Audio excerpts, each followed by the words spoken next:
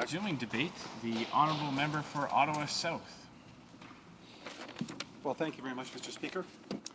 I'm delighted to rise this evening and participate in this debate on the MP from Kenora's motion dealing with the incredibly important issue around the Lake of the Woods. I think he's well described the challenge at play, but I want to just debunk a few of the comments that he's made just so that it's clear on record for Canadians.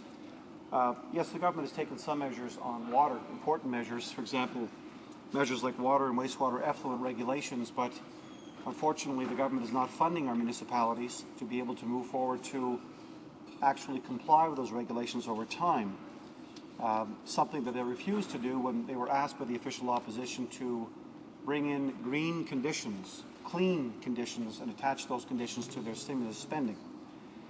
I think it's also fair to point out, in the case of this motion, in the case of the history, Mr. Speaker, the MP from Kenora has omitted to give considerable credit to the work of other parties I'd like to raise here this afternoon. I'm sure he would agree. It would be important to recognize a decade of good work which has led to, I think, the backstopping of this motion. Not just the non-governmental organizations at play, the tourism groups, the chambers of commerce, First Nations and businesses and so on, but this has been, of course, strongly supported by the Premier of Ontario, my brother Dalton McGuinty, who for years has been deeply concerned about the Lake of the Woods challenge, and its local MPP, its Member of Provincial Parliament Howard Hampton, who I think has been considerably interested in this issue for some time. I'd also like to give some credit, I hope he would agree, to his predecessor, the Member of Parliament for Kenora, Roger Valley, who was instrumental in helping to launch this in a significant way in 2004. After all, it was Mr. Valley who brought then Commissioner Herb Gray, the Honourable Herb Gray, former Deputy Prime Minister of Canada, and then the IJC Commissioner for Canada, along with the Right Honourable John Turner, former Prime Minister of Canada, together with Mr. Valley in 2004 to facilitate a tour in the area to, of course, raise the awareness of our Canadian Commissioner at the time, Mr. Gray, to deal with this issue in the context of the International Joint Commission. So I think it's important to reflect that Mr. Valley, of course, working as this current MP from Kenora's predecessor was also instrumental and is still, of course, considerably concerned as our Liberal candidate in the very same riding. This motion deserves support, Mr. Speaker, because presently the International Joint Commission only deals with the question of water levels in the Lake of Woods.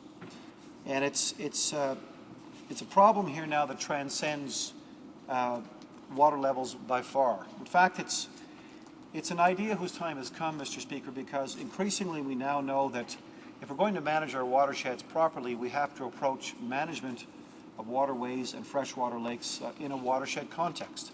We've seen that, for example, with some success in the Fraser Basin, the Fraser River Basin in British Columbia. There's work here, right in the backyard of the House of Commons, the mighty Ottawa River, which has a flow 5 times on a daily basis the flow of every Western European tributary combined. A massive and mighty river upon which much of this region has been built and the country's been built. That Ottawa River now is subject to all kinds of layers of complex governance, different provinces, the federal government, Aboriginal peoples, users of that waterway, industrial concerns, ecotourism and beyond. We now know that in the case of this immediate area here in terms of the Ottawa River, which I'm convinced is very, very similar to the situation in the Lake of the Woods and its watershed, we have to progress in the 21st century to a new form of management, which is management by watershed. The time has really come, Mr. Speaker, to take this up with the United States, that Canada must, I believe, approach its binational partner in this context. And really, I think what we're targeting here, and what the member, I think, is trying to put forward, and what so many good interests and good faith people are trying to see, is some kind of Great Lakes water quality agreement parallel applied to this particular watershed. The damage is now at the back end. We're seeing the net effects of years of improper management and, of course, and years of delay. And it's good to see now that 6 years later, after this was launched more politically by Mr. Valley from Kenora. It's good to see that this is now the basis of a motion.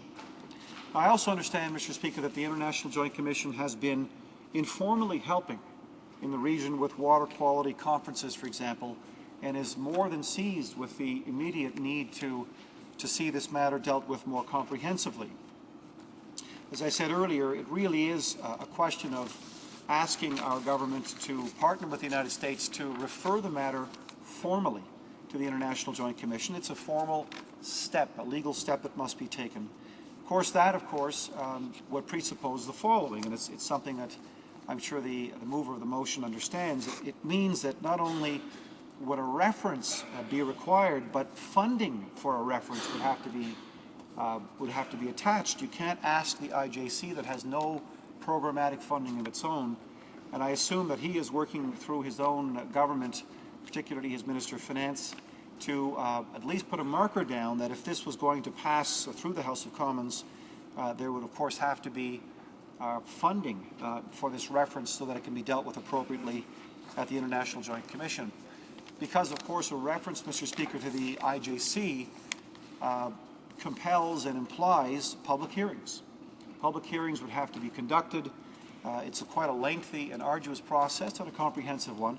And I think that the member understands that. And again, I would ask him to make sure, and I would be here, of course, delighted to support him in these efforts, to make sure that the funding, the prerequisite funding that's required for this reference actually be earmarked by the government's Minister of Finance. You know, a lot of folks are concerned about the state of water in Canada. The government has taken some steps. I, for example, commend the government, I always have, on its environmental enforcement measures brought to committee some time ago. It was a good piece of work that, of course, predated this government and predated my arrival in Parliament. A lot of folks deserve the credit for ratcheting up our standards around enforcement in the environmental area. I would hope also that the member has, in some respect, spoken to the International Joint Commission. We've discussed this motion between ourselves and amongst our own caucuses. I would hope that he has spoken to the International Joint Commission to ascertain their immediate and potential receptivity to receiving this reference so that they're ready to hit the ground running should this motion pass the House and should it be properly resourced by the government in due course. The question of fresh water going forward, Mr. Speaker, is unbelievably important, not just for Canada, but for the planet. We know that the amount of fresh water that the planet now provides is presently, in 2010, being oversubscribed by almost 40%. Almost 40% more fresh water is being used than the planet is capable of regenerating. One of the things that I would hope that would also help inform this motion, Mr. Speaker, is that the government invest seriously, make a commitment to reinvesting seriously. It's talked about a national water strategy. The member has raised some elements of how they want to move forward. But what we don't have, Mr. Speaker, is we don't have the kind of policy capacity left at Environment Canada or at Natural Resources Canada to perform the kind of hydrogeological studies that we need. We need more data and better evidence to be able to arrest these kinds of problems that we're seeing in the Lake of Woods area before we see it get to a point where carrying capacity is compromised.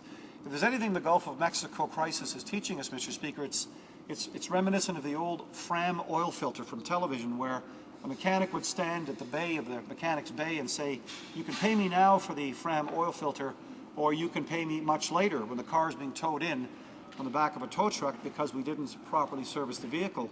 It is the same when it comes to our ecosystems and our eco-services. And what we're seeing in the context of this motion is a region and a watershed which has been, whose natural capital, as I described it, has been drawn down so deeply and so aggressively and so quickly that we're seeing now problems with carrying capacity. And you know, cottage owners and landowners and speculators and business owners are seeing their investments decline. The municipalities are seeing their tax revenues decline because the net worth of those properties are being compromised.